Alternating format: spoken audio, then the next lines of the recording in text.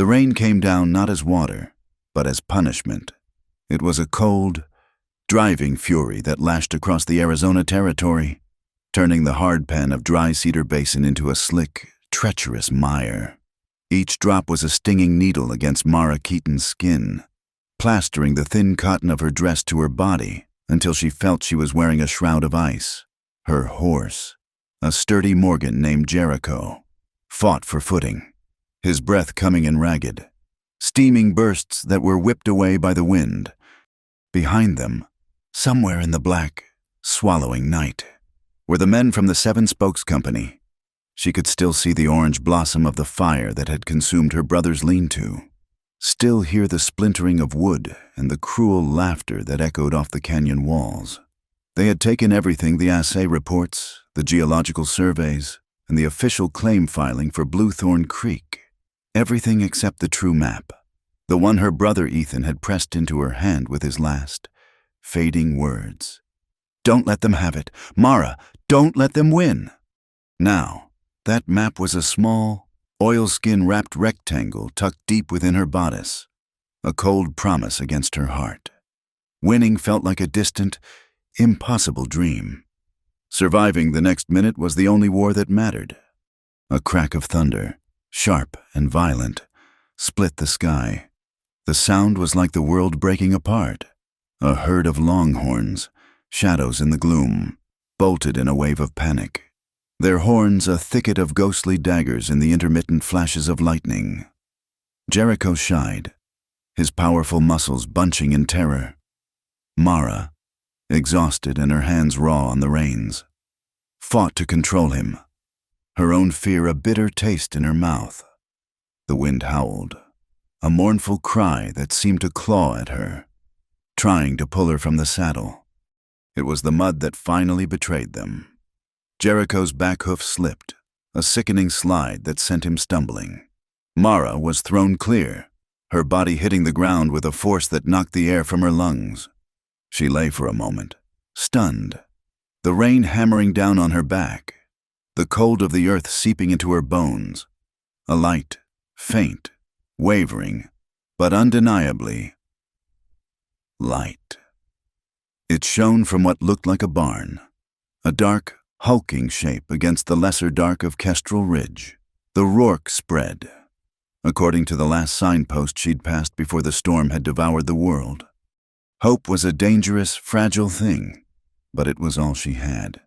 Pushing herself up, her limbs aching in protest, she staggered toward the light, Jericho limping faithfully behind her. The barnyard was a sea of churned mud, and with every step, her boots sank, threatening to pull her down again. A figure detached itself from the shadows of the barn entrance. He was tall, broad-shouldered, and moved with a quiet economy that seemed to absorb the chaos around him. The lantern he held cast his face in a sharp relief of light and shadow, carving high cheekbones and a jawline that looked as unyielding as the surrounding rock. His eyes, when they found hers, were like chips of flint, dark and hard, and catching the light in a way that revealed nothing.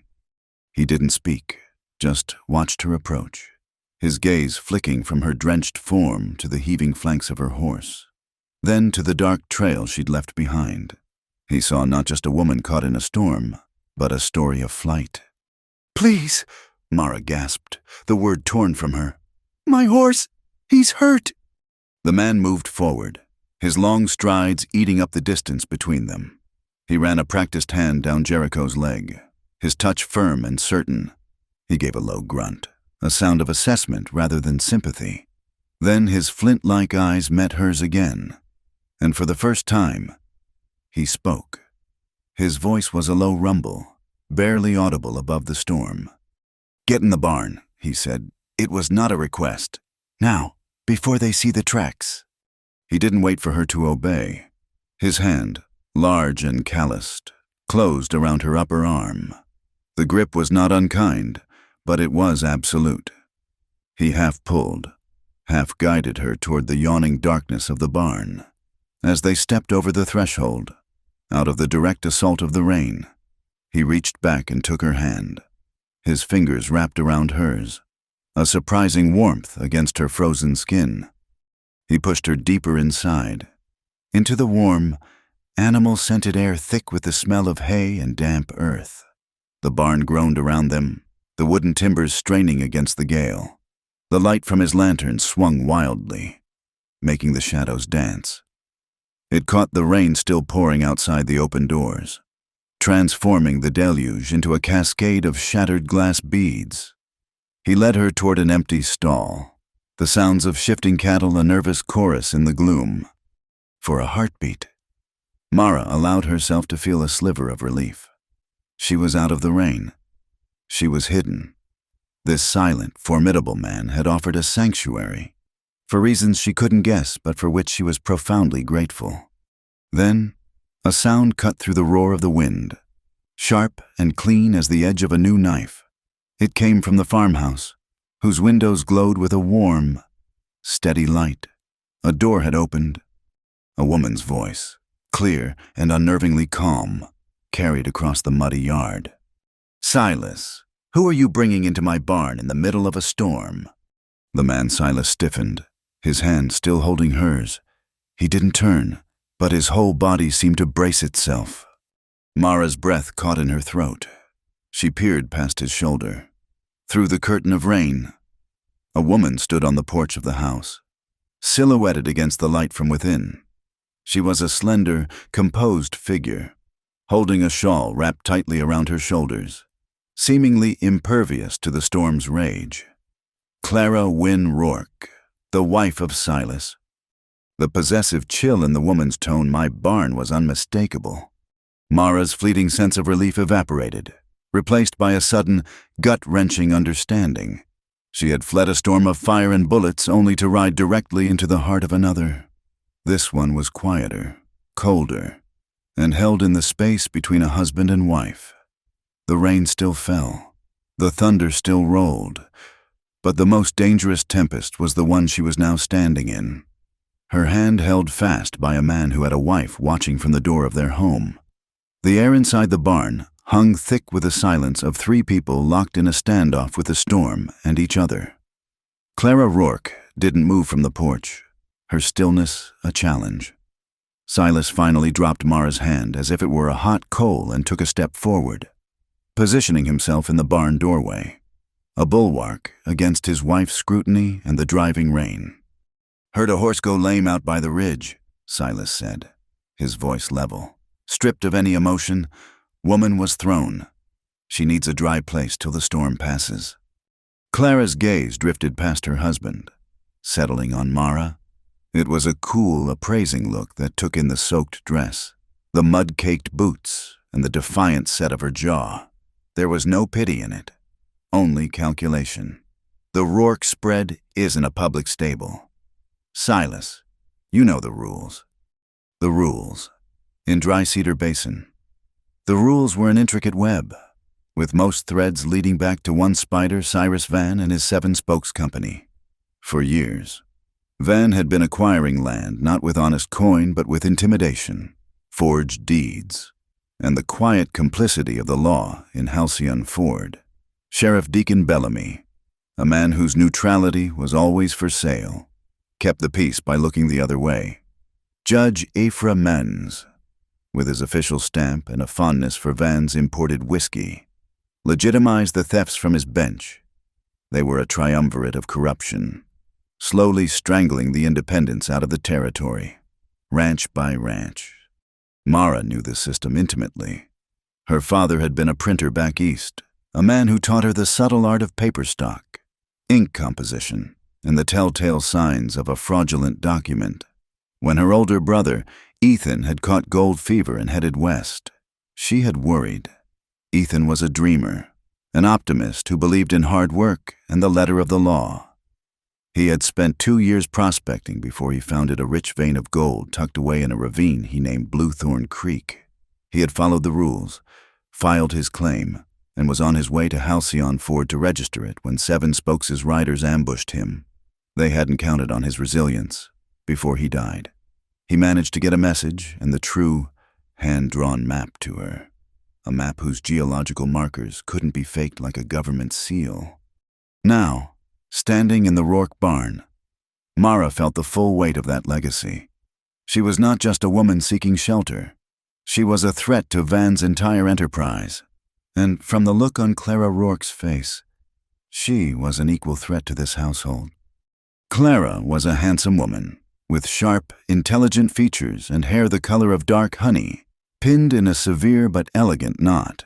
She ran the ranch's books, held the keys to the safe, and understood that in the West, a ruined reputation could be as final as a bullet. She saw Mara and didn't see a victim. She saw a scandal walking on two legs, a complication that could unravel the life she had so carefully constructed. That life was already a fragile thing. Her marriage to Silas had been a practical merger, a joining of the Rourke and Wynn lands to create the largest contiguous spread in the basin. It had been a partnership, not a romance, but it had held a quiet promise of stability.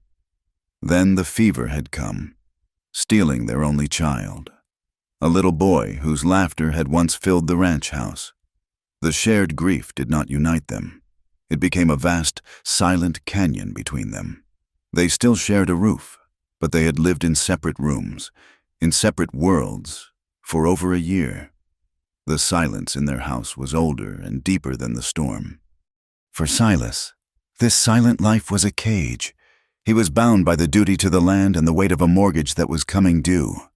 Cyrus Van knew it, too. The Rourke spread, with its access to Kestrel Ridge and its steady water supply, was the last major piece Van needed to control the basin. He had been tightening the screws, his offers to buy the ranch growing more predatory with each passing month. Silas knew that refusing Van was not the end of the matter. It was the beginning of a war. "She can't stay here," Clara said, her voice cutting through the memories and the tension. She finally stepped off the porch, her boots making soft, determined sounds in the mud as she walked to the barn. The rain beaded on her shawl but didn't seem to touch her. If Van's men are looking for her, they'll come here. They'll connect her to us. Think of the talk. Think of the consequences. Silas looked from his wife's unyielding face to Mara's exhausted but resolute one. In Mara, he saw something he hadn't encountered in a long time, a will as stubborn as his own. He saw the fire in her eyes, the refusal to be broken. She was a woman who understood the fight, who sought justice but was prepared for the fight when justice failed. She held a weapon against their common enemy, a weapon he desperately needed. The collision of their needs was a palpable force in the barn. Mara required a sanctuary, a moment to breathe and plan. Silas needed proof, a lever to pry Van's grip from his ranch and his future. And Clara, ever the pragmatist, needed to preserve the fragile peace and financial security of her domain. Mara's presence put all of it at risk. One night, Mara said, her voice hoarse but steady, she found a strength she didn't know she possessed. "Just until morning. I'll be gone before first light." Before Clara could refuse, Silas spoke. "One night," he echoed, his tone leaving no room for argument. It was a rare moment of him exerting his will against hers, and the shift in their dynamic was as potent as a lightning strike. Clara's lips thinned into a white line, but she gave a curt, reluctant nod. She turned and walked back to the house without another word, her posture radiating disapproval. The door closed with a quiet finality. The storm began to recede. The wind lessened its assault, and the hammering rain softened to a steady, rhythmic dripping from the barn's eaves. The sky outside was no longer black but a bruised, metallic gray, the color of a day that has forgotten the sun. Inside the barn, the only sounds were the soft shuffling of cattle and the drip, drip, drip of water, each drop landing in a puddle near the door. It was the sound of a clock ticking, measuring the borrowed time of their fragile truce. Mara finally let out a long, shuddering breath. She looked at Silas, the silent man who had just made an enemy of his wife for her sake. She still didn't know his reasons, but she saw the trap he was in, a trap that mirrored her own.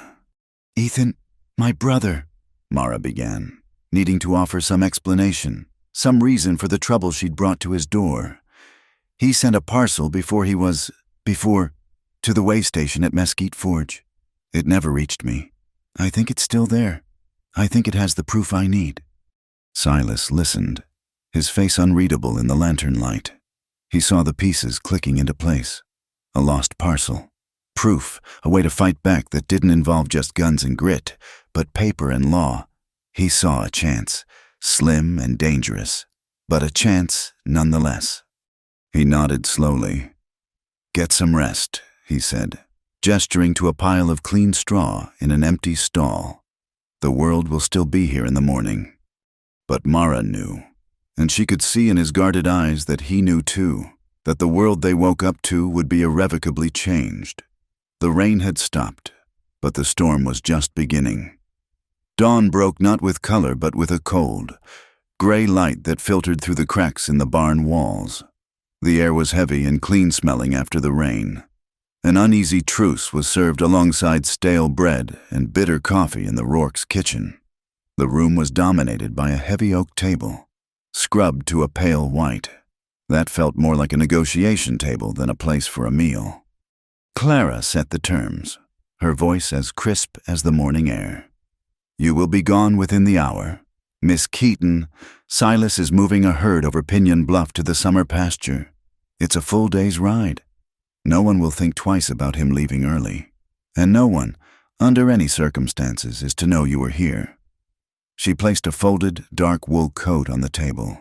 It was heavy, well made, and clearly hers. "Wear this. From a distance. Anyone watching will see a woman of this house moving about. It will lend credence to your being a guest who left before sunrise, should anyone ask." It was a shrewd, calculated move, designed entirely to protect the Rourke name. Mara nodded, accepting the cold logic. She felt like a chess piece being positioned on a board she didn't fully understand. Silas, who had been silent, pushed his chair back and stood. "I'll check the yard." He walked out, his steps sure and quiet on the damp earth. He was gone for several minutes. When he returned, his expression was harder than before. His eyes narrowed. "Crowley's been here," he stated flatly. "Hob Crowley. Left prints by the well. He was watching." Clara's hand, which had been lifting her coffee cup, froze midway to her lips. Hob Crowley was a weasel of a man who made his living selling information. He was Cyrus Van's eyes and ears in the basin. The invisible threat had just been given a name and a face. "He must not see you leave," Clara said, her gaze fixed on Mara. The danger to the ranch had suddenly become sharp and immediate. Her plan with the coat was no longer just about propriety. It was about survival. Mara pulled on the heavy coat. It smelled faintly of lavender and cedar, a scent of order and domesticity that felt alien to her.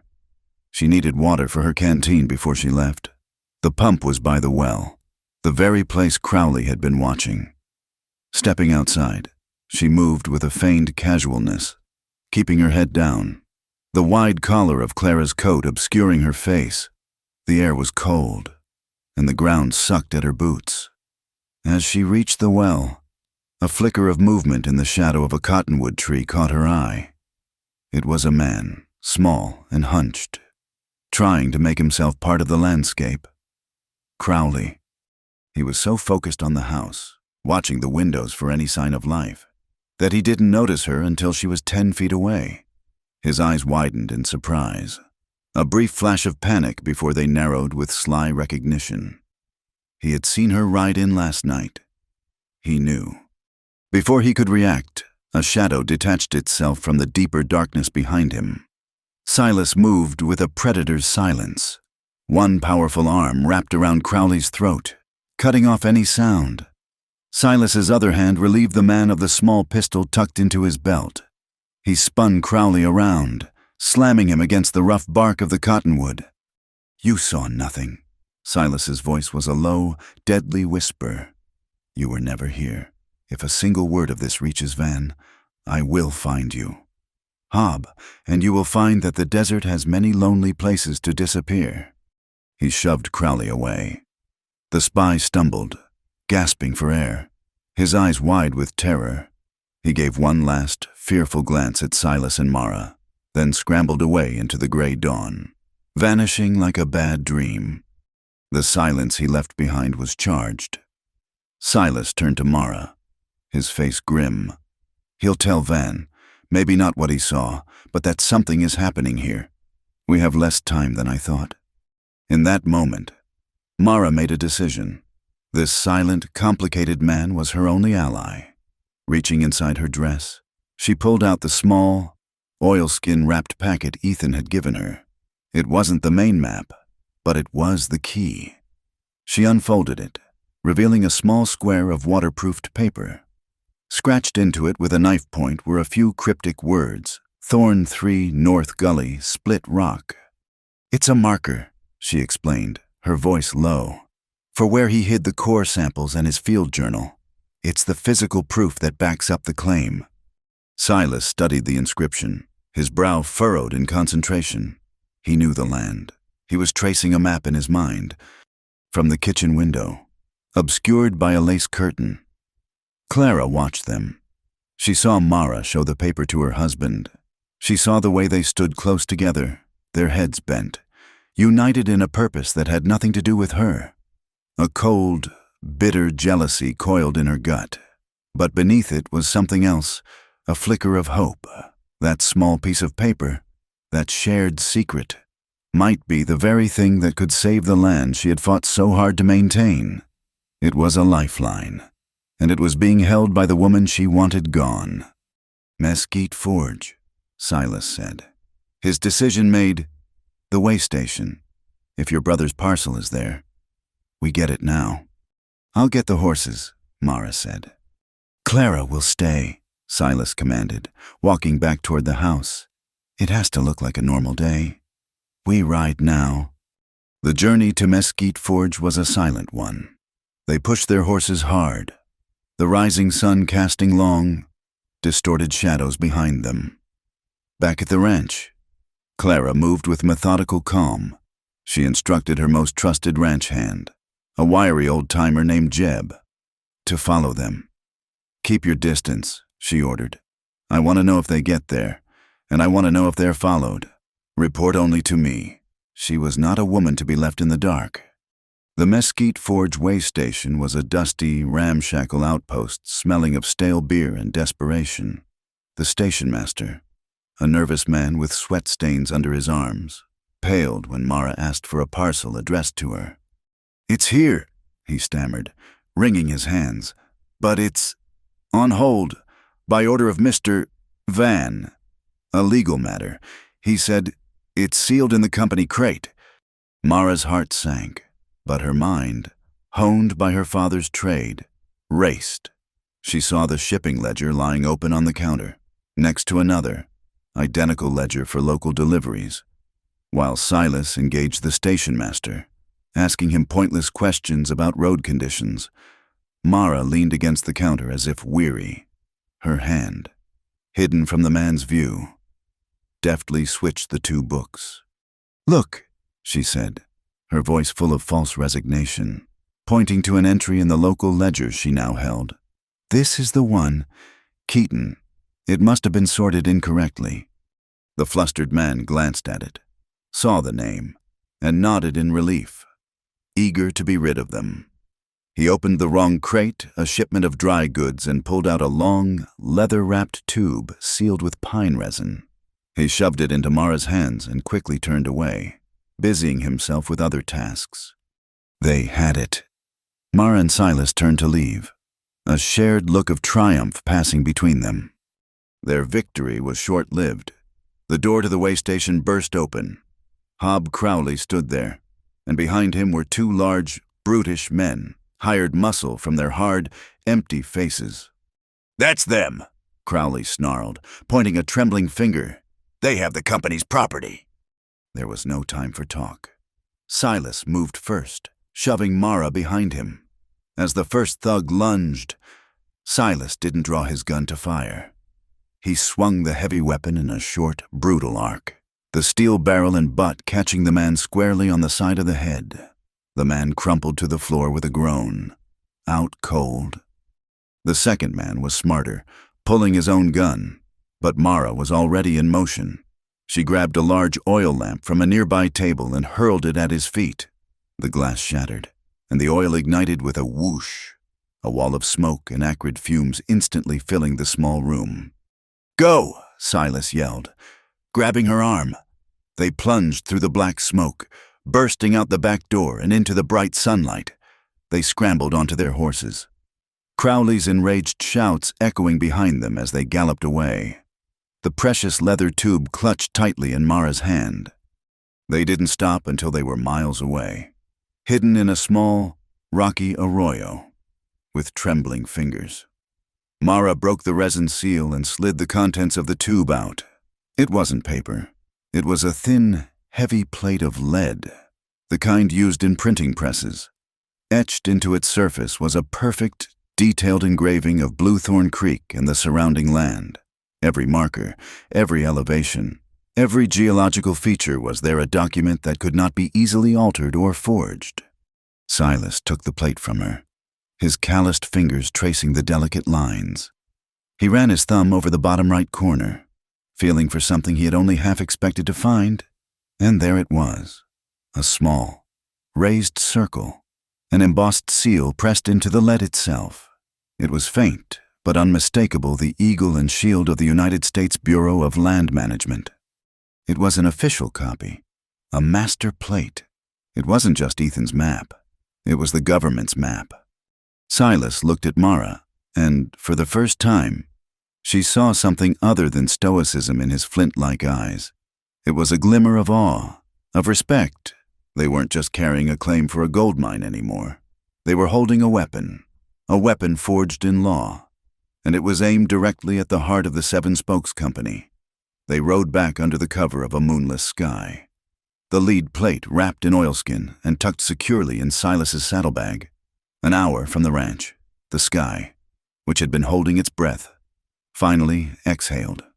The rain began again, not with the violent fury of the night before, but with a weary, persistent sigh. It soaked them through in minutes, a cold baptism that did nothing to wash away the tension of the day. The Rourke spread was a collection of dark, sleeping shapes when they arrived. Not a single light shone from the main house. It was as if the world, and everyone in it, was holding its peace for them. Silas led the horses directly to the barn, their hooves making soft, sucking sounds in the mud. The familiar smell of hay, animals, and damp earth enveloped them as they stepped inside, the large doors groaning shut behind them, closing out the night. Silas lit a single lantern that hung from a low-slung beam. The flame caught, casting a warm, golden glow that seemed to push back against the vast, oppressive darkness. It illuminated a small circle of their world, the tired, steaming horses, the motes of dust dancing in the air, and the two of them, standing drenched and silent in the middle of the floor. The lantern light was soft, like a honey-filled comb suspended in the gloom. The adrenaline that had fueled Mara for 2 days finally abandoned her, leaving behind a profound exhaustion that settled deep in her bones. A tremor started in her hands and spread through her body, a violent shiver born of cold, fear, and the sheer, dizzying relief of survival. Her teeth chattered, an uncontrollable betrayal of the strength she had tried so hard to project. Silas saw it. He moved without a word, his tall frame seeming to absorb the flickering light. He shrugged off his heavy wool coat, the one he'd worn through the long ride, and draped it over her shoulders. The weight of it was immediate and grounding, a solid, heavy presence. It carried the scent of rain, horse, and the faint, clean smell of the man himself. It was an anchor in the swirling chaos of her emotions. Mara clutched the lapels of the coat, pulling the warmth around her. She looked up at him, her eyes meeting his in the soft lantern light. There were no words. There was no need for them. In the shared silence, 1,000 things were said. He saw the fight in her, the grit that had carried her through fire and flood. She saw, for the first time, a crack in his stoic facade, a fissure that revealed a deep well of weariness and a flicker of something she dared not name. It was a moment of pure, unvarnished truth, stripped of all pretense by the trials of the day. He reached out and took her hands. His were large and rough with the work of a lifetime, but his touch was surprisingly gentle. Her hands were ice cold. Lost in the vastness of his, he began to rub them. A slow, methodical friction that sent jolts of warmth not just into her skin, but through her entire being. He looked down at her hands, turning them over in his. His gaze fell upon the angry red scratches on her knuckles and wrists, souvenirs from their scramble through thorny brush during their escape. "You're still here," he said, his voice a low rumble, so quiet it was almost part of the sound of the rain drumming on the roof. "That's half the battle won." The simple words, spoken with such quiet conviction, were her undoing. The dam of her control broke. A single tear escaped, tracing a hot path through the cold rain on her cheek. He didn't comment on it. He simply kept rubbing her hands, his thumbs moving in slow, soothing circles over her palms, his gaze holding hers. The space between them shrank, the air growing thick and heavy. The only sounds were the rain, the soft shifting of the horses in their stalls, and the frantic, unsteady rhythm of her own heart. He leaned in, his movements so slow, so deliberate, it gave her a lifetime to pull away. She couldn't. She stood her ground, held captive by the raw honesty in his eyes. His lips met hers. It was not a kiss of passion or conquest, but of quiet discovery. It was hesitant, a gentle, questioning pressure, a sharing of breath in the cold air. It was a moment of profound recognition, an acknowledgement of the unseen thread that had been pulling them together since she had first collapsed in his yard. Her cold, trembling hand came up to rest on his chest, feeling the steady, solid beat of his heart beneath the damp fabric of his shirt. His arm slid around her waist, pulling her closer until her body was flush against his. They stood there, locked in that chaste but deeply intimate embrace, their backs against the solid wood of a support beam. The world outside ceased to exist. The rain on the tin roof was a drumbeat that shielded them, creating a private universe inside the warm, golden light of the lantern. Then he broke the kiss. The withdrawal was as palpable as a physical blow. He rested his forehead against hers, his eyes closed, his breathing suddenly ragged. A tremor went through his powerful frame. When he spoke, the words were torn from him, rough and full of self-reproach. "I have a wife." The sentence landed in the sacred silence between them like a lightning strike, shattering the fragile moment into 1,000 pieces. The warmth that had bloomed in Mara's chest turned to ice. She pulled back, taking a half step away from him, the borrowed coat suddenly feeling like a brand. Her own self-respect, the unyielding core of her that had survived so much, flared to life. Her eyes, which had been soft and vulnerable moments before, were now bright with a fierce, wounded pride. "Then don't betray yourself," she said, her voice quiet but unwavering. It was not an accusation, but a plea for his honor, and for hers. He looked at her, his face a mask of inner conflict. The desire was still there, a raw, visible thing in his eyes, but it was now at war with a lifetime of duty and a vow he had made long ago. The fire that had sparked between them was not extinguished, but they had both stepped back from its edge, recognizing the precipice upon which they stood. He reached for her again, but this time it was different. He pulled her into an embrace that was fierce but devoid of passion. He held her tightly, his chin resting on the top of her head, one hand stroking her damp hair. It was an embrace of comfort, of apology, of shared and impossible longing. She leaned against him, her forehead pressed to his chest, allowing herself this one moment of solace, knowing it was all she could have. The heat between them was no longer a threat, but a sorrowful warmth, a testament to what could not be. It was a feeling expressed not through the language of the body, but through the gentle, protective way he held her, as if she were something precious and breakable. Neither of them saw the figure standing in the shadows just inside the barn door, which had been pushed open a few silent inches. Clara had not been able to sleep. The silence of the house was too loud, her thoughts too tumultuous. She had come to the barn seeking, she wasn't sure what, an answer, a confrontation. Instead, she had found this. She had seen it all: the tender gesture with the coat, the gentle warming of the hands, the hesitant, earth-shattering kiss, and the tormented retreat. She stood as still as a statue, a ghost at the edge of their private drama. She did not cry. The time for tears had passed long ago, dried up by a grief too vast to be contained by them. Her hand, resting on the rough wood of the doorframe, clenched into a fist. Her fingers tightened around the worn gold band on her ring finger, the metal cool and unforgiving against her skin. It was no longer a symbol of a union, but the cold, hard reality of a cage. In that moment, the barn held 3 people, each trapped in their own storm. It was a silent, agonizing tableau that posed a question with no easy answer. Was this nascent thing between Silas and Mara a form of courage, a light in the darkness of 2 lonely lives?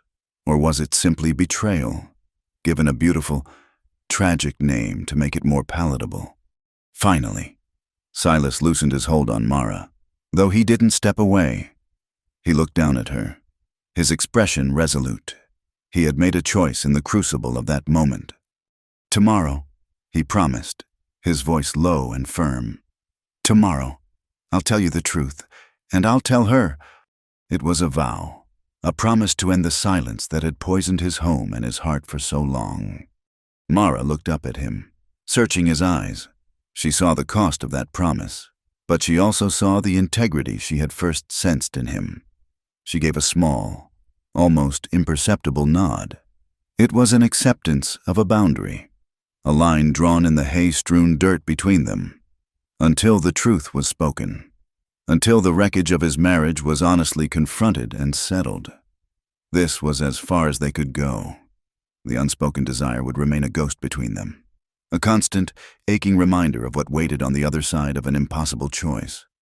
The news arrived like a death notice, tacked to the door of the Halcyon Ford Courthouse. Judge Ephraim Maines, citing a pressing need to resolve outstanding land disputes, had called an emergency hearing.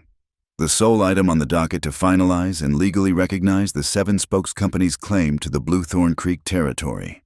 The hearing was scheduled for the following morning.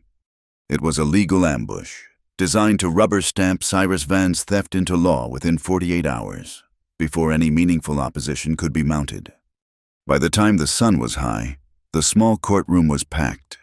It was a suffocating space that smelled of stale cigar smoke, sweat, and sawdust. Miners, ranchers, and shopkeepers stood shoulder to shoulder, a silent chorus of the dispossessed and the nervous. Cyrus Van sat at the plaintiff's table, flanked by his lawyers, a look of serene confidence on his face. Sheriff Bellamy stood near the door, his hand resting on his pistol, his face a carefully neutral mask. Judge Maines, looking harried and eager to conclude the proceedings, called the court to order. "This is a procedural matter," Maines began, his voice thin. "The 7 Spokes Company has filed all necessary paperwork." Objection. The voice was clear, female, and utterly unexpected. A path parted in the crowd as Mara Keaton walked forward. She was not dressed in a mud-stained travel dress, but in a simple, dark skirt and a clean white blouse she had bought from the general store an hour before. She looked not like a fugitive, but like a respectable citizen. In her hands, she carried the heavy lead plate. A murmur rippled through the room. Van's smile tightened at the edges. "And who might you be?" Miss Judge Maines asked, peering over his spectacles with irritation. "My name is Mara Keaton," she said, placing the lead plate on the witness stand with a heavy thud that echoed in the silent room. "I am the sister of Ethan Keaton, the original claimant to Bluethorn Creek, and I am the plaintiff in this matter." She presented a notarized copy of Ethan's last letter, which detailed his intent to file on a specific date, a date 3 weeks prior to the one on Van's forged documents. This plate, Your Honor, is an official government master plate of the claim, embossed with the seal of the Bureau of Land Management. It constitutes an irrefutable prior claim. I demand the court impound this evidence and investigate the fraudulent documents submitted by the Seven Spokes Company. The room erupted. The legal jargon was lost on most, but the meaning was clear. The fight wasn't over. Van's confident facade finally cracked. He leaned over and whispered furiously to his lawyer. After a moment, the lawyer stood. Your Honor, this is an absurd interruption. This woman is a stranger, an opportunist.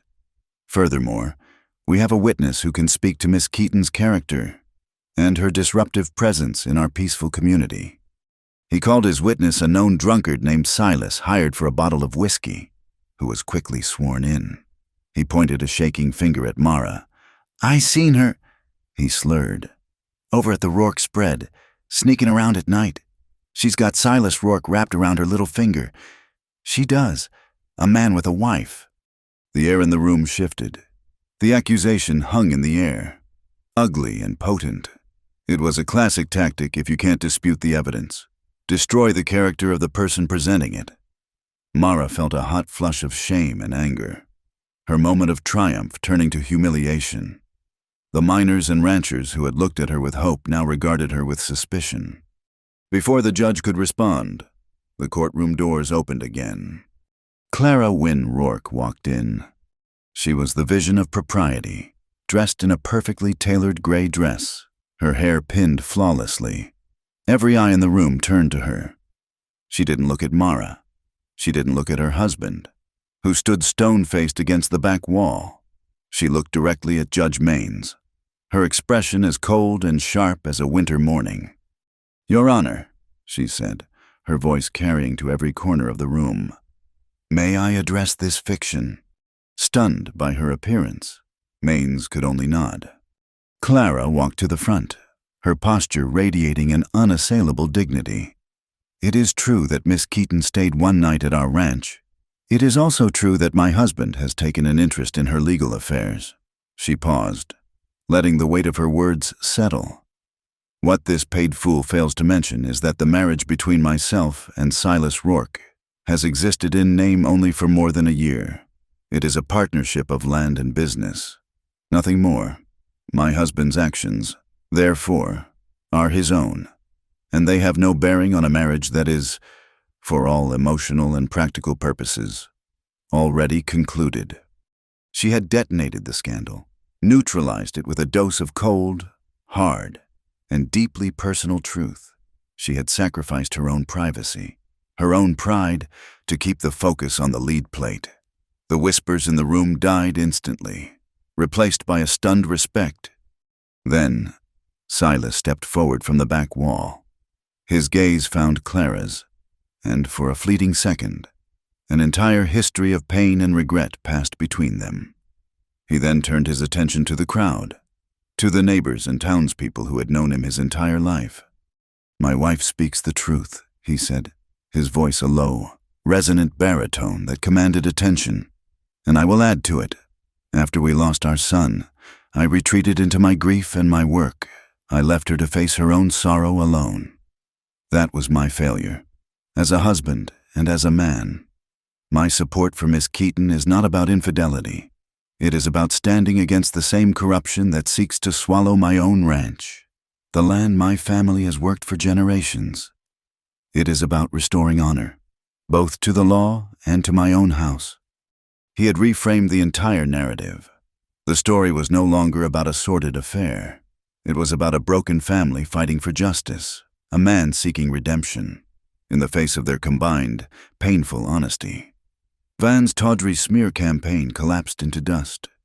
Sheriff Bellamy shifted his weight, his eyes flicking from Van's enraged face to the determined faces in the crowd. The envelope of Van's money in his pocket suddenly felt a lot lighter than the weight of public opinion. Judge Maines, sweating under the pressure, had no choice. The evidence will be impounded, he declared, banging his gavel. This court will reconvene after a thorough examination of all claims. The victory was temporary, but it was real. As they left the courthouse, Mara knew the fight had only moved to a new battlefield. That afternoon, using a printer's roller, ink, and a thin sheet of paper, she made a rubbing of the lead plate. She walked directly to the town square and nailed the paper to the public notice board. Within the hour, groups of miners were gathered around it, tracing the lines with their fingers, murmuring about the official seal, about Ethan Keaton's honesty, about the Rourke's courage. The seeds of truth, once planted, were beginning to grow. Van, however, was not a man to be beaten by public opinion. That night, 2 of his men, their faces masked by bandanas, broke into the Halcyon Ford print shop, smashing presses and scattering type, looking for the plate. But Mara had anticipated them. The real plate was not at the print shop. It was resting safely under a loose floorboard in the Rourke's barn, back where the storm had first thrown them all together. Van's next move was far more deadly. He sent for Calder and Finch, a pair of hired guns known for their ruthless efficiency. Their instructions were simple: the evidence could not be allowed to survive. They were to watch the courthouse and ambush whoever transported the sealed evidence box, making it look like a tragic robbery. The news of the killer's arrival reached Silas through Jeb, Clara's loyal hand. The 3 of them met in the barn as night fell, the single lantern once again their only light. "They'll be expecting me or you," Silas said to Mara, his voice grim. "They'll follow the main road." "They will expect a man to be guarding it," Clara said, her voice cutting through the gloom. "They will not expect me." Silas turned to her. "Clara, no." "Think, Silas," she countered, her logic as sharp as ever. "I am the least likely target. I will take a decoy box. I will ride the open route, through the wash of quail bone. It's exposed. They will see me, and they will take the bait. It will give you and Miss Keaton the time you need to take the real plate, via the old Cotton Slope Trail. You will be clear of them before they even realize they've been fooled." It was a brilliant, terrifying plan. She was offering herself as a target to save them, to save the ranch. It was the ultimate act of a pragmatist who had finally chosen a side. "I won't let you," Silas said, his voice raw. "You don't have a choice," Clara replied, her eyes meeting his. "This is not about us anymore. This is about the land. It is the one thing we always agreed on." An hour later, 2 riders left the Rourke spread under the cover of darkness. Clara, her jaw set, rode east toward the Quailbone Wash, a heavy sealed box identical to the court's evidence container strapped to her saddle. A few minutes later, Silas and Mara rode west toward the winding, protected path of Cotton Slope, the heavy lead plate wrapped in a saddle blanket between them. Clara reached the salt flats as the moon rose, casting an ethereal, silvery light over the vast, white expanse. Her horse's hooves made no sound on the packed salt. It was a ghostly landscape, beautiful and deadly. She was a lone, dark figure in a sea of white. A rifle shot cracked the silence, the sound unnaturally loud in the open air. A puff of white salt exploded a few feet from her horse's head. She didn't flinch. She spurred her horse, galloping across the flat, making herself an easy target. 2 riders, Calder and Finch, emerged from the shadow of the rocks, giving chase. From a ridge a mile away, Sheriff Bellamy watched through a spyglass. He had followed Clara, his posse of deputies behind him, intending to discover the scene of the robbery after the fact, just as Van had paid him too. But he saw something else, too. A smaller party of local miners and ranchers, armed and determined, was following him. They had seen Clara ride out alone and had formed their own posse, loyal not to the lawman, but to the Rourkes. Another shot rang out. Bellamy was trapped. If he did nothing, he would be exposed as a coward and a conspirator to the townspeople.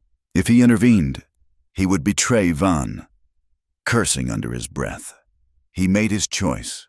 He raised his hand and signaled his deputies forward. "Ride!" he yelled, his voice carrying across the salt flat.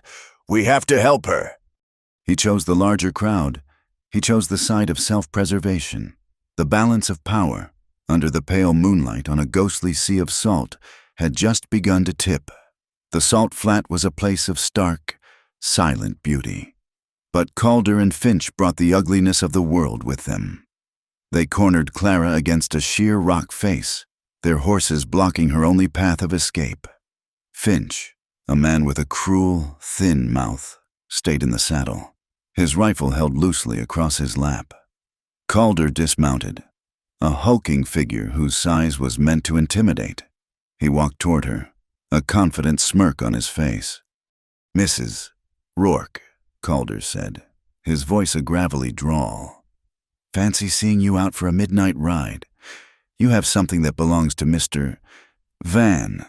He gestured to the decoy box strapped to her saddle. "This is evidence, impounded by the court," Clara said, her voice betraying no fear. Her hand rested on the saddle horn, inches from the pistol she had tucked into her waistband. "The court," Calder chuckled, a humorless sound. "The court works for the man with the deepest pockets. Van doesn't just want the Bluethorn claim. You know, he's got bigger plans. That little ranch of yours, it's the perfect spot for a railroad depot. The surveyors have already been through. He's not just taking a mine, he's taking your whole world." The revelation struck Clara with the force of a physical blow. It wasn't just about greed for gold. It was about erasure. Van intended to wipe the Rourke spread off the map entirely, to replace a century of heritage with steam and steel. In that instant, her fight ceased to be about preserving a business and became about defending a legacy. She moved before Calder could react. It wasn't the wild, panicked action of a cornered woman. It was the precise, deliberate motion of a queen sweeping a piece from the board. She drew her pistol, a flash of blued steel in the moonlight. She didn't aim for Calder. She aimed for Finch's horse. Her first shot was true. The horse screamed, a terrible, high-pitched sound, and crumpled to the ground, trapping Finch's leg beneath it. Her second shot was aimed at Calder, who was diving for cover. The bullet tore through the fleshy part of his arm, making him howl in a mixture of pain and surprise. He returned fire, a wild shot that kicked up a spray of salt near Clara's feet. A second bullet whizzed past her head, searing a hot line across her shoulder, a sharp, stinging pain that made her gasp. But she held her ground, her pistol still leveled. "The next one won't miss," she said, her voice as steady as the rock behind her. The sound of approaching horses, a thunderous drumming that grew louder by the second, made the decision for them. Calder, clutching his bleeding arm, scrambled to his feet, pulled the groaning Finch from under his dead horse, and half dragged him into the shadows of the rocks just as Sheriff Bellamy and his posse crested the rise. Clara didn't wait for them. She spurred her horse and rode hard, not back the way she came, but toward the dark line of the hills and the rendezvous point at Hummingbird Gorge. The decoy box was still safely strapped to her saddle. Silas and Mara saw her coming, a lone rider moving with a desperate urgency. They met her at the mouth of the gorge, a narrow slash in the rock just as the sky began to weep again. The rain came down in a cool, gray sheet, instantly plastering their clothes to their skin and turning the world into a series of misty, indistinct shapes. They took shelter in a shallow cave, the horses standing miserably with their heads bowed against the downpour. Silas saw the blood darkening the fabric on Clara's shoulder. He tore a strip from his neckerchief, his movements efficient as he tended to the shallow wound. For a moment, they were a husband and wife again, bound by the simple, physical act of care, but the illusion shattered as soon as it formed. "It's done," Clara said, her voice tired. She looked past Silas, her gaze finding Mara. "He wants the ranch. Van, he wants it for the railroad." The three of them stood in the cramped, damp space. The truth of their situation finally laid bare. They were not just fighting for a gold claim. They were fighting for a home, for a way of life. The shared danger, the intimacy of the small cave, and the raw honesty of their fight stripped away the last of Clara's formidable defenses. The truth she had held back for years finally spilled out of her, carried on a tide of exhaustion and pain. "The marriage was over the day we buried our son," she said, her voice hollow, the words echoing off the damp rock. She was looking at Silas, but speaking to the cavern, to the past, to herself. I couldn't face the emptiness, the silence in that big house. You were a landmark, Silas, a part of the landscape I knew. I held on to you because I was afraid of being nothing, of being alone in all that space. It wasn't love, it was fear. The confession hung in the air, more shocking than any gunshot. Silas flinched as if he'd been struck. He had known their marriage was broken, but he had never understood the architecture of its ruin from her perspective. He had seen it as a shared failure. She had just described it as her private prison. Mara looked from Silas's stricken face to Clara's pale, resolute one. This was the truth Silas had promised to deliver, but Clara had delivered it first, with the clean, sharp cut of a surgeon's knife. Mara felt a profound, aching respect for the woman she had once seen only as an obstacle. "When this is over," Mara said, her voice gentle but firm, setting a boundary for all of them. "We each have to speak the rest of our truths. No more shadows." Clara gave a single, sharp nod. Silas, his face a mask of grief and dawning understanding, could only stare at his wife, seeing her, really seeing her, for the first time in years.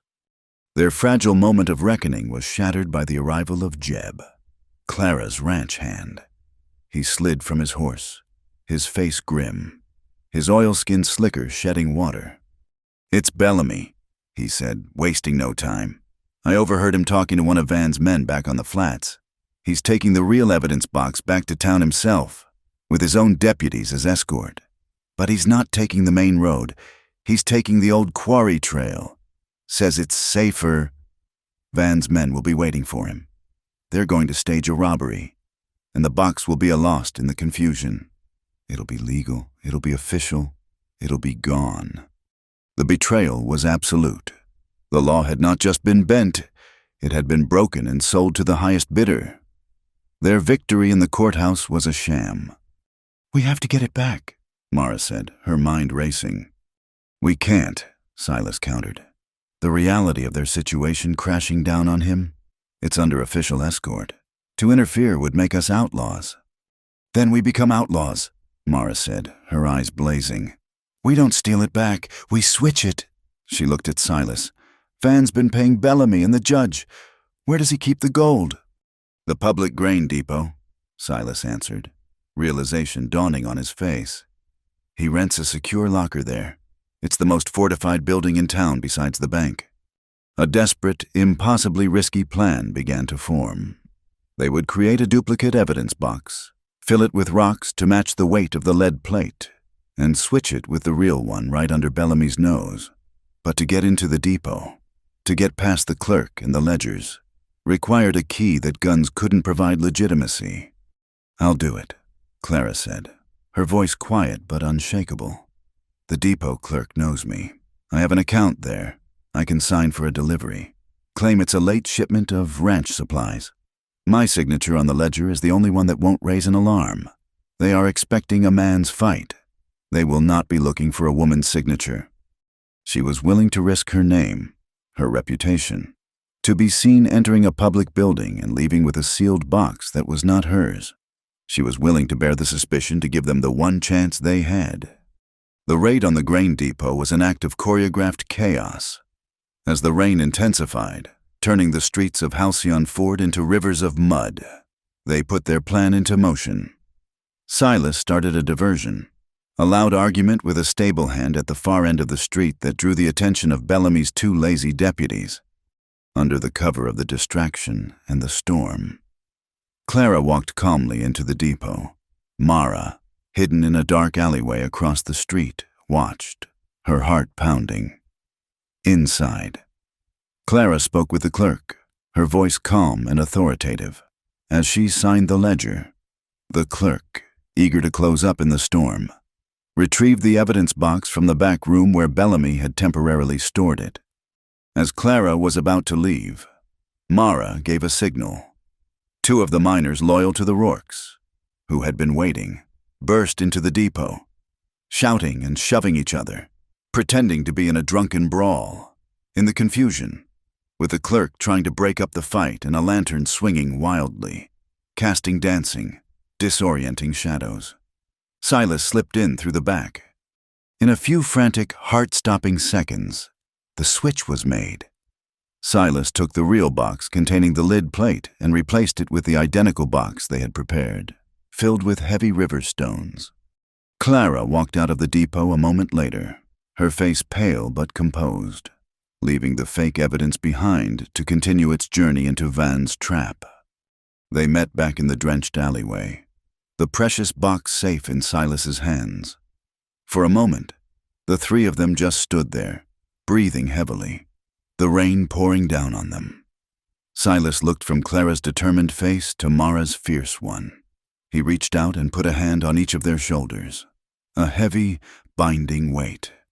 "After tonight," he said, his voice a raw promise in the stormy darkness, "no more lies, for any of us." As if on cue, from the other end of town, a church bell began to toll the hour, its mournful, clanging notes barely audible above the roar of the rain and the nervous whinnying of their hidden horses. It sounded like a bell tolling for a funeral, or a wedding, or a final, desperate confession. The journey back to the Rourke spread was a silent pilgrimage. The stolen evidence box, heavy with the weight of their future, was a solid, tangible presence between them.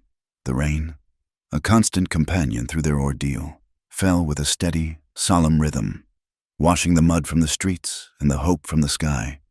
They moved like ghosts through the sleeping territory. Their world shrunk to the sound of their horses' hooves and the shared, unspoken understanding of what they had just done. They didn't go to the house, the barn, the place of their first chaotic meeting, felt like the only true sanctuary left to them. Silas pushed the heavy doors open, and they led the weary horses inside. The familiar smells of hay, damp earth, and warm animals a comforting balm against the raw night. A single lantern was lit, its golden light pushing back the shadows, creating an island of fragile peace in the vast, dark space. The rhythmic drumming of the rain on the tin roof was the only sound, a steady, lulling percussion that seemed to count out the final moments of their old lives. They stood in a triangle of exhaustion, the evidence box on the floor between them like a covenant. The water dripped from their hair and clothes, forming dark pools on the hay-strewn floor. For a long moment, no one spoke. The silence was not empty. It was filled with the ghosts of the past and the terrifying possibilities of the future. It was Clara who broke it. She moved first, her steps deliberate, her gaze fixed not on Mara, but on Silas. She walked until she stood directly before him, so close she had to tilt her head back to meet his eyes. Her face, pale and rain-streaked in the lantern light, was a mask of profound, weary resolve. She raised her left hand, and with the fingers of her right, she slowly, deliberately, worked the worn gold wedding band from her finger. The gesture was without anger or regret. It was as simple and final as closing a book. "Silas," she said, her voice clear and steady above the sound of the rain, "I give you back your freedom." She took his large, calloused hand and turned it palm up. She placed the ring in the center of it. It was a small, light object, but it felt to Silas as if it carried the weight of years, of promises broken and sorrows silently borne. He closed his fingers around it, the metal cool against his skin. "Clara," he started, his voice thick with an emotion he couldn't name. She placed a finger gently against his lips, silencing him. "No, no more words we don't mean. We have been lying to ourselves for too long. Tonight, I risked my life for this ranch. For our name, not for our marriage. I think it's time we were both honest about that." He looked at the fierce, unwavering pride in her eyes, The courage that had faced down hired guns and public humiliation, and felt a wave of profound, aching respect. "Thank you," he said, the words inadequate but deeply meant, "for your courage, for everything." He took a breath, the confession he had promised finally rising to the surface. No longer a betrayal, but a simple, painful truth. I have come to love Mara." The admission hung in the air between the three of them, honest and irrevocable. Clara's expression didn't change. She had seen it in the barn the night before. She had known it in her heart long before that. Hearing it spoken aloud was merely a confirmation, the final nail in a coffin long since built. "I know," she said softly. She looked at him, a flicker of the old partnership, the business-like understanding, in her eyes. "Then do right by it, and do right by me. When this is done, handle the legalities with honor. Let this end with dignity, not with whispers and shame." "I will," he vowed.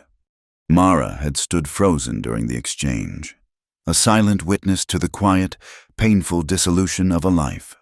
She felt like an intruder, a catalyst for a storm that had been gathering for years. Now, as Clara turned her gaze upon her, she felt the full weight of the moment. Clara's eyes were not accusatory. They were tired, but lucid, stripped of all artifice. "Do you hate me?" Mara asked. The question a whisper. It was a question born not of guilt, but of a deep, human need to understand the cost of her own survival, of her own heart. Clara considered the question for a long moment, the rain drumming a thoughtful rhythm against the roof. "Hate is easy," she said at last, her voice a low murmur. "It's a fire that keeps you warm for a little while, but it burns you down to ash in the end. Living with the choices you've made. That's the hard part." She held Mara's gaze, and in that look, a silent and profound understanding passed between them. It was a transfer of responsibility, a final, weary absolution. "I have made my choice. You choose now," without another word. Clara turned and walked toward the barn doors. Her footsteps were steady on the wooden planks. She pushed the door open just enough to slip through, and then pulled it shut behind her. The click of the latch was unnaturally loud. And then they were alone. The absence of Clara was a physical presence in the barn. The space she had occupied now felt like a vacuum, drawing all the sound and air into it. The rain on the roof suddenly seemed louder, the world outside more insistent. Silas opened his hand and looked at the small, golden ring in his palm before closing his fist around it and slipping it deep into his pocket. It was over. He turned to face Mara. The silence stretched, filled with the things they had never been allowed to say, the feelings they had been forced to suppress. The last lie, the last barrier, was gone. He moved toward her, and she met him halfway. There were no words. There was only the quiet, overwhelming certainty that this was where they were meant to be. He reached out, his hand gently cupping her cheek, his thumb stroking away a stray droplet of rain. His touch was a question, and her stillness was the answer. The kiss, when it came, was not the hesitant, stolen moment of the night before.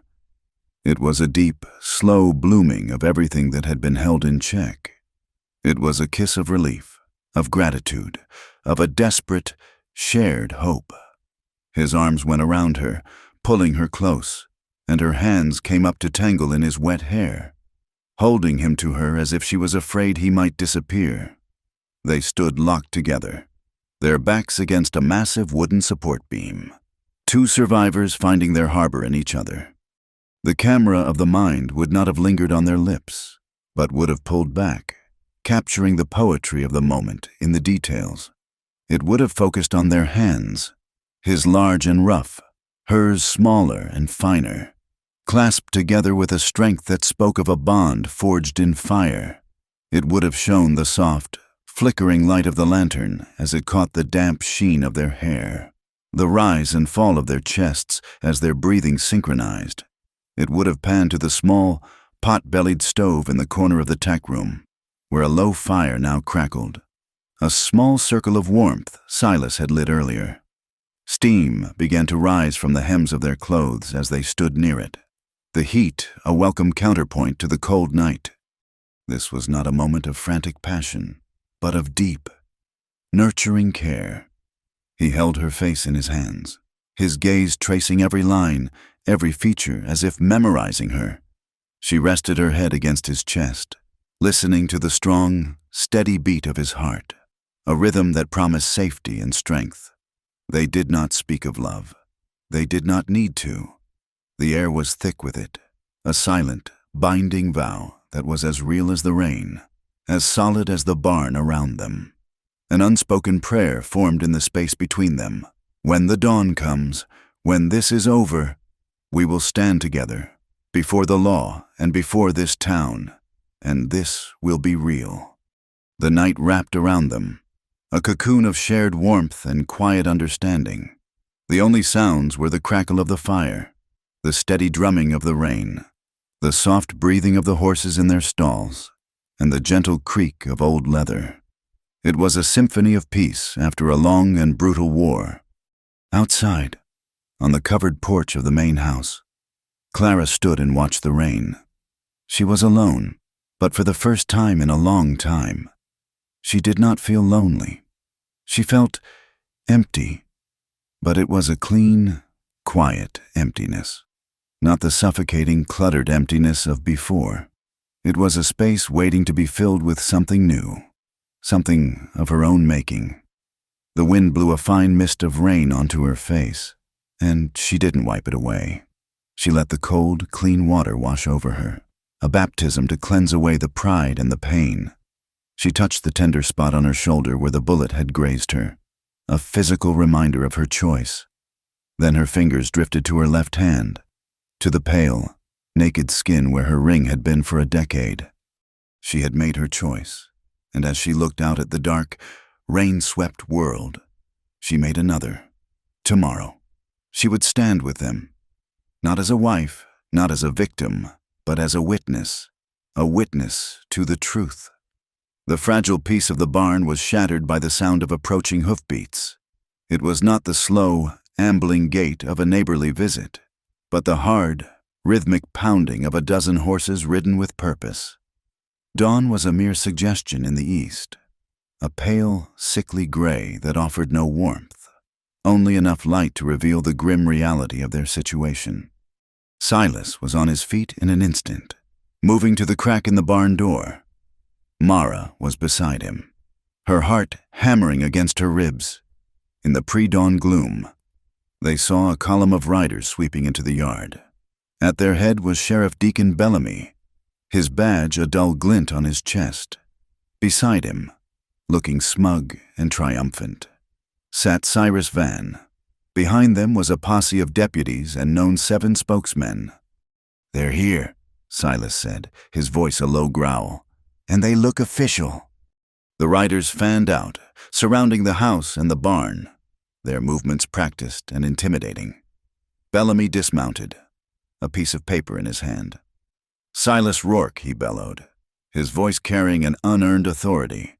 "By order of the Circuit Court of Halcyon Ford, I have a warrant to search these premises for stolen property, specifically one impounded evidence container, believed to have been unlawfully removed from the grain depot." It was a brilliant, perverse twist of the law. They were being accused of their own desperate act of preservation. Silas and Mara exchanged a look. This was the moment. The fight was no longer in the shadows. It had come to their doorstep. They walked out of the barn together, blinking in the thin morning light. The yard was a tense tableau of armed men, their faces hard and expectant.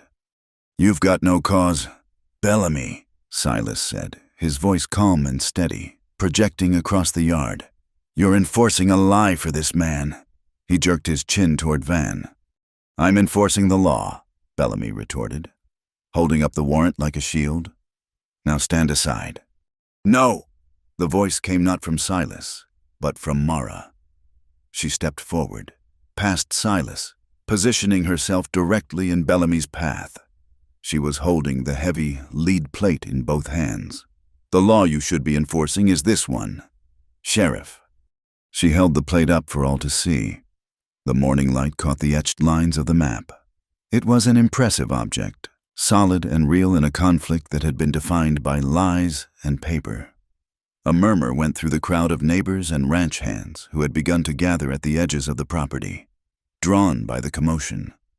"This is a government document," Mara announced, her voice ringing with a conviction that cut through the tension. "A master plate from the United States Bureau of Land Management. Its official registration number is BLM Arizona Territory 7142. It predates Mr. Van's fraudulent claim by 3 weeks, and it is the only legal claim to Bluethorn Creek." She hadn't just shown them a map. She had cited scripture. The official number, spoken with such authority, transformed the argument. This was no longer a local squabble. It was a matter of federal law. The assembled miners in the crowd shifted their weight, their expressions changing from wary curiosity to focused interest. They understood the power of a government seal. Silas seized the momentum. He turned to the crowd of his neighbors, men who had known him and his father before him. "Bellamy's posse serves one man's greed," he called out, his voice a commander's. "But the law allows for citizens to defend the peace. I am asking you now, as your neighbor, to stand as a legal posse, to bear witness and protect this lawful evidence from a corrupt official." It was a direct challenge to Bellamy's authority, a call to a higher law. After a moment of hesitation, Owen Pike, a grizzled rancher with a face like a roadmap of the territory, stepped forward. "I stand with Rourke," he said. A half-dozen others followed, forming a solid, determined line behind Silas.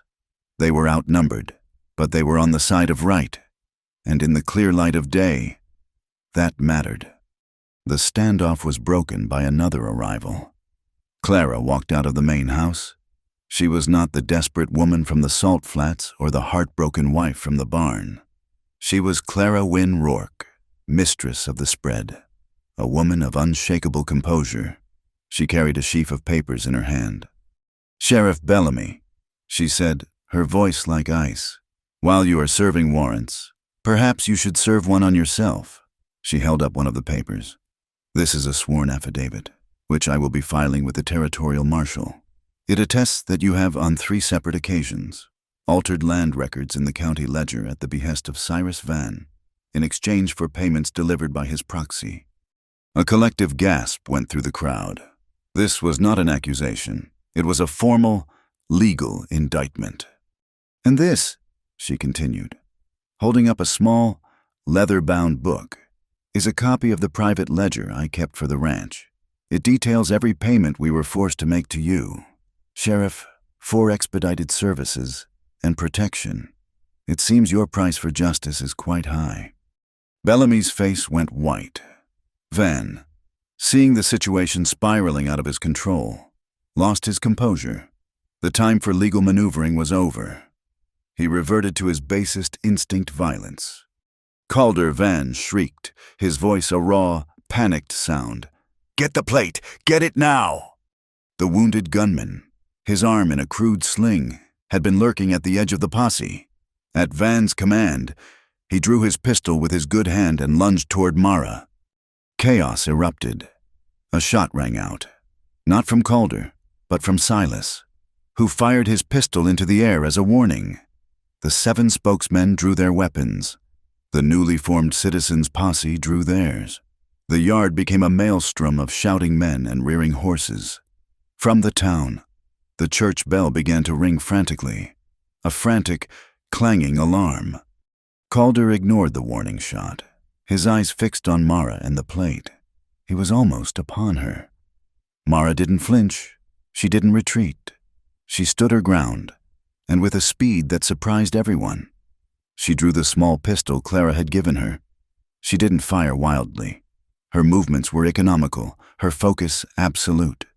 She raised the gun, took a steady aim, and fired once. The shot was clean. Calder cried out and stumbled, dropping his pistol as he clutched his good shoulder, the one she had deliberately targeted. The bullet had done exactly what she intended. It had stopped him without killing him. The sharp crack of the pistol shot echoed off the tin roof of the barn, a definitive, percussive end to the attack. The standoff was at a fever pitch when a new voice, old and frail but filled with a righteous anger, cut through the din. An old miner, his face a testament to a hard life, pushed his way to the front of the crowd. "That man," Vanny cried, pointing a trembling, dirt-stained finger. "He did the same to my boy, used fake papers and a paid-off lawman to take his claim. The one he'd worked for 2 years broke his heart. It did, broke his spirit. This ain't just about the Rourkes, it's about all of us." His words were the final blow. The crowd, which had been a collection of individuals, now became a single entity. A wave of public fury directed squarely at Van and Bellamy.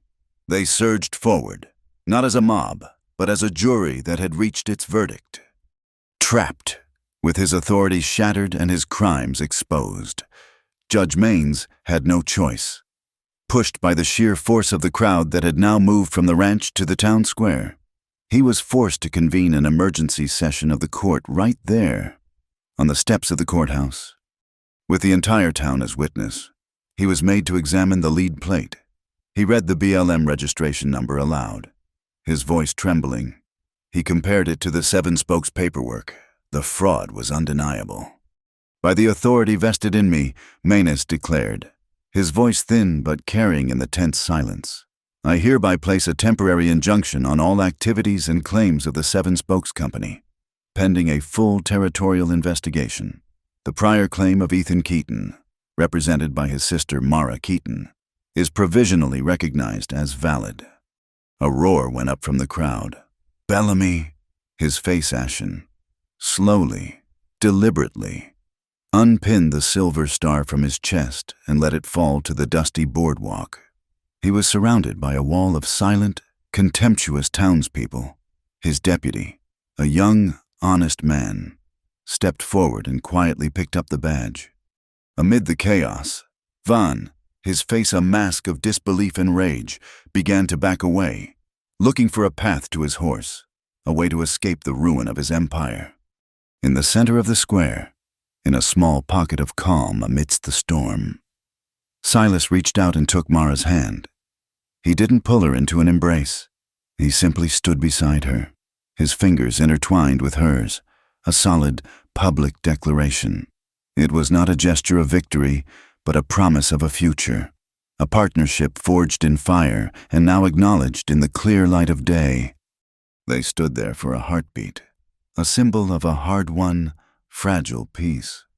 Then, a sharp, whining crack split the air. Silas reacted on pure instinct. He shoved Mara hard, pushing her down and away. A fraction of a second later, a splinter of wood exploded from the hitching post right where her head had been. The bullet, fired from the rooftop of the saloon across the square, buried itself deep in the post. The crowd screamed. The moment of triumph was over. Finch, the second killer, was still out there, and he hadn't missed by much. The sniper's shot turned the celebration into pandemonium. People screamed and dove for cover. The triumphant roar of a moment ago replaced by a wave of raw panic. Silas, his arm still shielding Mara, scanned the rooftops. His eyes narrowed against the morning sun. He saw the puff of smoke from the flat roof of the saloon. Finch. In the chaos, Cyrus Van saw his opening. While all eyes were on the rooftops, he slipped through the terrified crowd, untied his horse from the hitching post, and spurred it mercilessly out of town, heading east toward the desolate, white expanse of the Ash Lantern Salt Flats. Finch would keep them pinned down long enough for him to reach his final stronghold, a reinforced cache hidden in the rocks, where he kept his ledgers, his gold, and his escape route. "He's getting away," Mara yelled, pushing herself up from the ground. "We're pinned," Silas growled as another shot whizzed over their heads, thudding into the courthouse wall. "Finch has the high ground." Just then, a wagon thundered into the square, Clara at the reins, her face a mask of cold fury.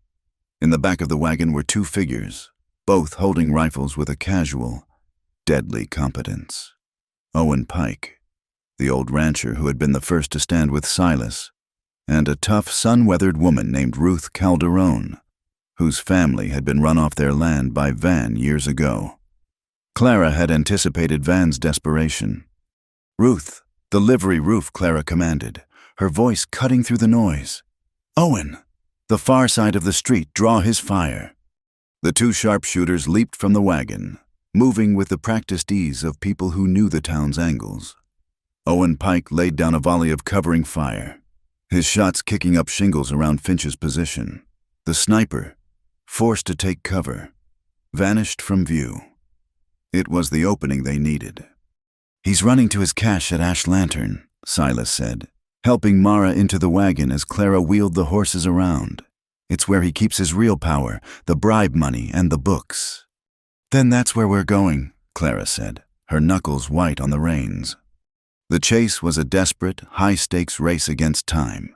They left the wagon and took fresh horses from the livery, a 5-person posse thundering out of Halcyon Ford in Van's wake. The sky, which had been clear at dawn, began to bruise with dark, ominous clouds that gathered over Kestrel Ridge. The wind picked up, a low, mournful howl that whipped dust and grit into their faces. They rode a thunder road, a high mountain pass that overlooked the salt flats, the air growing colder, charged with the electric promise of a storm. As they crested the final rise, they saw it. The Ash Lantern salt flats spread out below them, a vast, blindingly white sea under the darkening sky.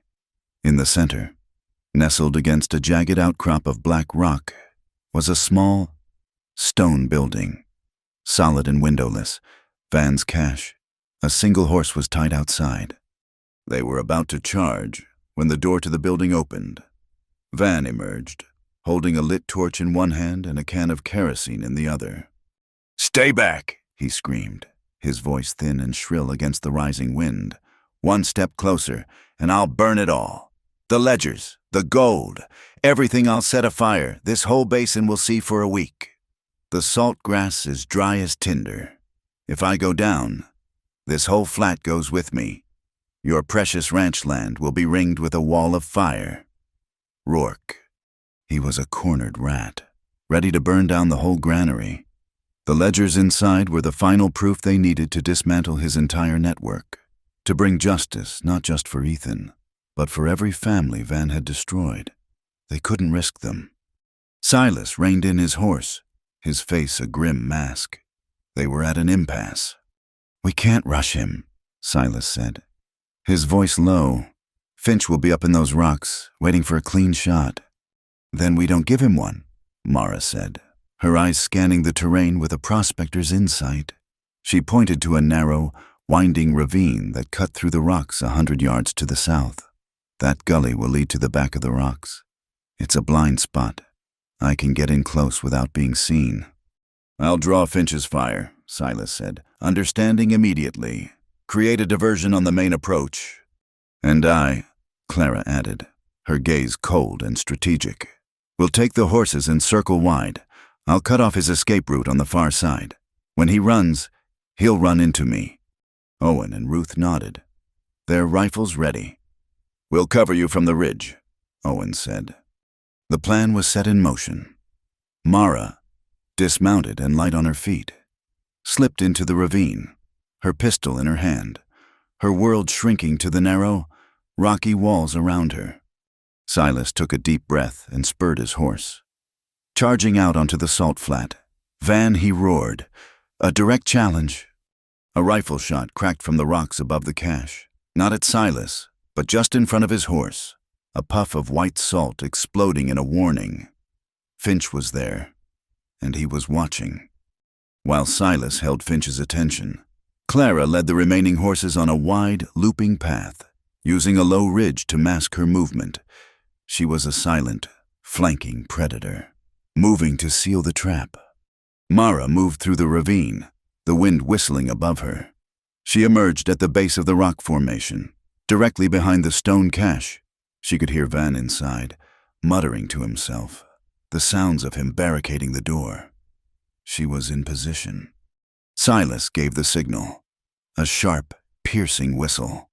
Owen and Ruth opened fire from the ridge, their shots peppering the rocks around Finch's sniper nest, forcing him to keep his head down. It was the diversion Silas needed. He galloped forward, dismounting and scrambling up the rocky slope toward Finch's position. The fight for the high ground was on.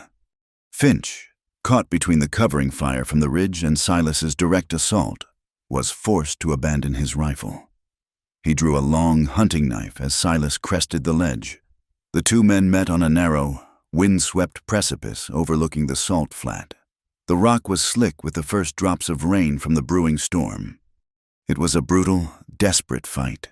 They crashed together, trading blows, their heavy boots slipping on the wet stone. Finch was wiry and quick, his knife a flashing arc of death. Silas was stronger, his powerful fists landing like hammers. They grappled, slipping and sliding, inches from the sheer drop. Finch slashed Silas's arm, and in the same motion, Silas slammed his fist into Finch's jaw, sending the knife skittering over the edge. Disarmed, Finch lunged, tackling Silas, sending them both crashing to the ground. They rolled, locked together, toward the edge of the cliff. Silas's boots scrabbled for purchase, finding none. For a heart-stopping second, he was slipping over the edge, the wind howling around him, the white expanse of the salt flat a dizzying spectacle below. But Mara had seen his struggle. She had climbed part way up the rocks from her position, acting on pure instinct. She uncoiled the lariat from her saddle, swung it once, and cast it with a perfect, practiced flick of her wrist. The loop sailed through the air and settled squarely over Silas's shoulders. She dug in her heels, pulling the rope taut just as his grip failed. He swung out over the void, held only by her strength and the thin strand of rope. With a primal roar, he used the momentum to swing back, his boots finding the cliff face, and scrambled back onto the ledge.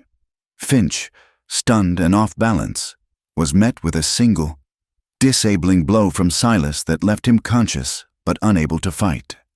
At the same moment, down below, Van heard the gunfire cease. Panicked, he burst out of the cache, the lit torch still in his hand, and ran for his horse.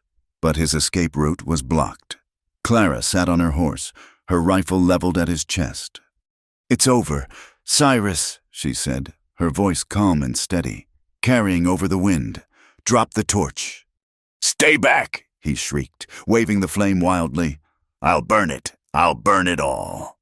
"Go ahead," Clara said, her eyes like chips of ice. "There's nothing left to buy here." Van hesitated, his face a mask of crazed desperation. And in that moment, the heavens intervened. A brilliant, jagged spear of lightning tore across the sky, striking the highest point of the rock formation above them. The thunderclap was instantaneous and deafening, a physical blow that shook the very ground. Startled by the blinding flash and the concussive blast, Van dropped the torch. It was the only opening Silas needed. He descended the rocks in a controlled slide and was on Van in a second, twisting his arm behind his back and kicking the kerosene can far away. "Mara, the key!" Silas yelled.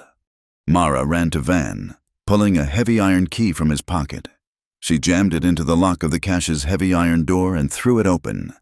Inside, stacked neatly on shelves, were boxes of gold coins, forged government seals, and, most importantly, a set of ledgers detailing every bribe, every illegal land grab, every crime the Seven Spokes Company had ever committed. As she began to carry the books out, the torch Van had dropped finally caught on a patch of dry salt grass. A line of orange flame began to snake across the white ground.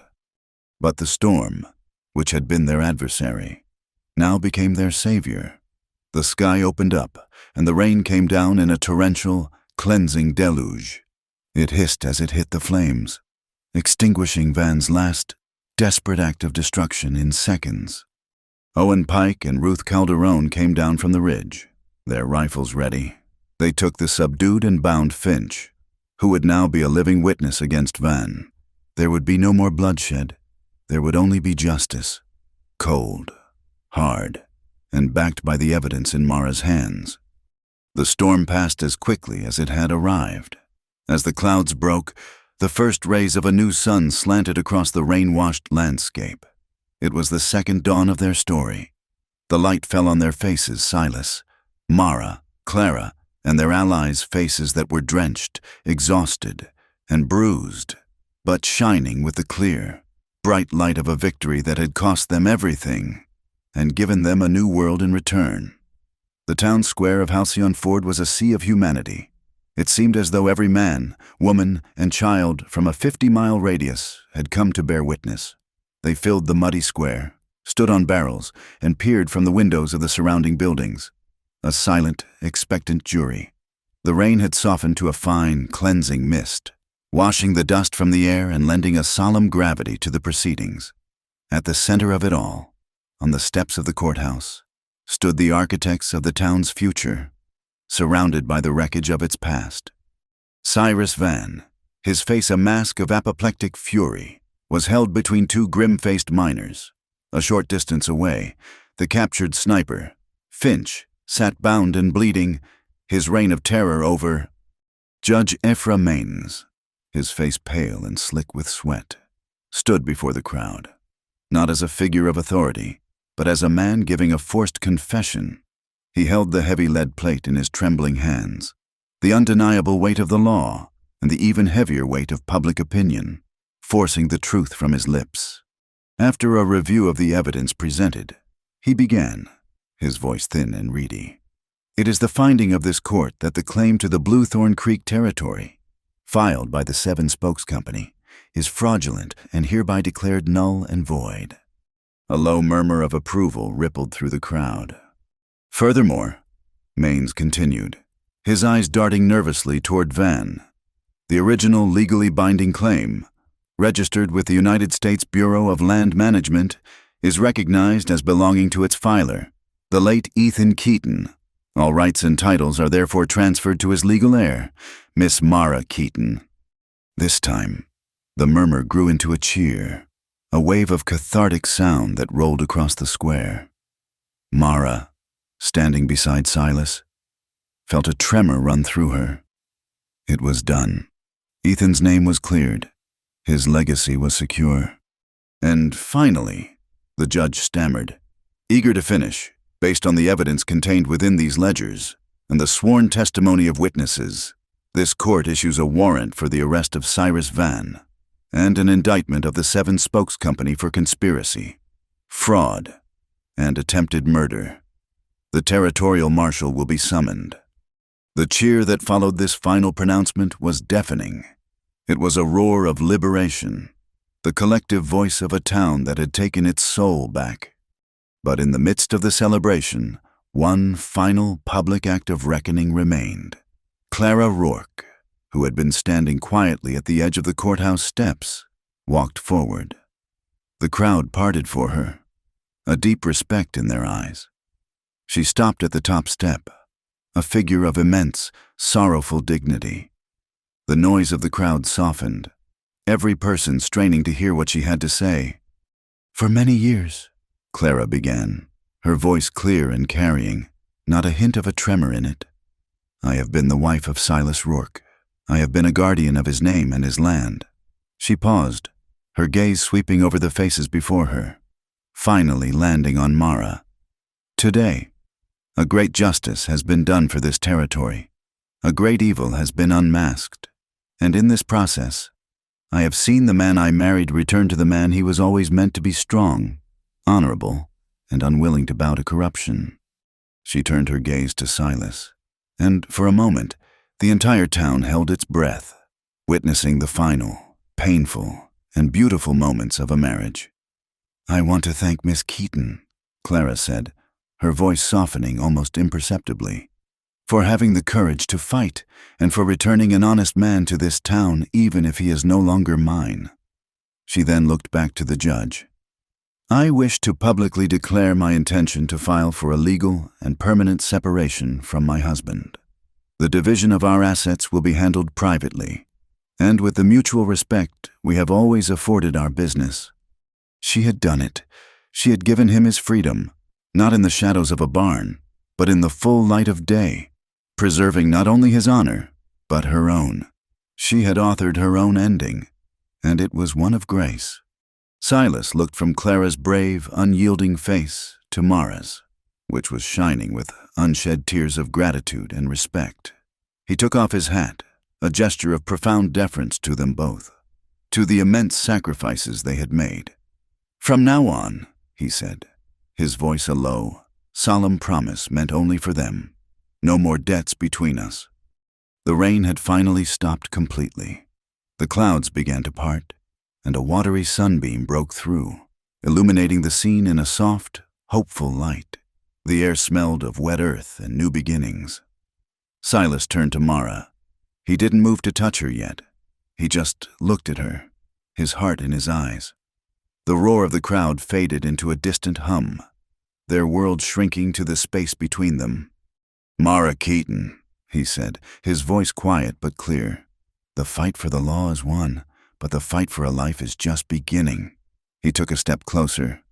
"Will you agree to make this ranch a home with me, and to make justice not a battle, but a daily habit?"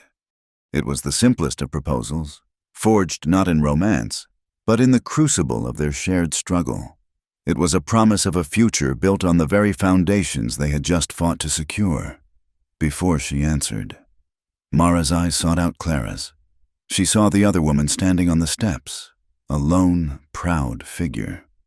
Clara saw her look, understood the silent question, and she gave the smallest, most subtle of nods. It was a release, a blessing, a final, selfless act of letting go. Mara turned back to Silas, a radiant, tearful smile breaking through. "Yes," she whispered. "Yes, I will." He took her hand, and in front of the entire town, he did not pull her into a passionate embrace. He simply raised her hand to his lips, then leaned in and rested his forehead against hers. Their fingers were intertwined, a silent, binding pledge. The crowd, understanding the depth of the moment, erupted in a fresh wave of cheers, the sound of their approval, the happy whinnying of horses, and the soft, final dripping of rain from the eaves of the courthouse were the closing notes of the symphony. The world saw the public promise, but the private vow was made later, back in the place where it had all begun. They stood in the quiet of the barn, the single lantern still hanging from the beam, casting its familiar, golden glow. A thin wisp of smoke still curled from the small stove in the corner. He drew her into his arms, and she went willingly, resting her head against his chest, listening to the steady, reassuring beat of his heart. They held each other for a long time, their whispered words of love and promise a sacred oath heard only by the sleeping horses and the listening shadows. On the porch of the main house, Clara stood alone, looking out at the newly washed world. She slowly, carefully, unwound the bandage from her shoulder. The wound was clean, a thin red line that would eventually fade to a pale scar. A reminder. She touched it gently, then let her hand fall to her side. A smile, tired but deeply, profoundly peaceful, touched her lips. She had lost a husband, but she had regained herself. She turned her back on the barn, on the past, and with a straight spine and a steady heart, she walked into the quiet house to begin a new life, one of her own making. As Silas and Mara held each other in the barn, a single, distant rumble of thunder echoed from the far-off mountains. It was a reminder that the West would always have its storms. That peace was a temporary harbor, not a permanent destination, but in the warm, golden light of the lantern, sheltered by the strong wooden walls, they had found their peace. They had chosen each other. The story does not need an epilogue. It ends here, at its emotional peak. It ends with the soft, rhythmic dripping of the last drops of rain from the eaves. It ends with two hands clasped together, strong and sure, and it ends with the heavy lead plate resting on a workbench nearby, its etched lines catching the lantern light, a symbol of the justice they had won and the foundation of the love they had finally, truly chosen. Thank you so much for listening to our story. We'd love to know where in the world you're tuning in from, so please drop a comment below to say hello and share your thoughts. If you enjoyed this journey, please subscribe to our channel. Wild West Stories 1850. Give this video a like, and consider supporting us further by hitting the hype button to help this story be heard by many more.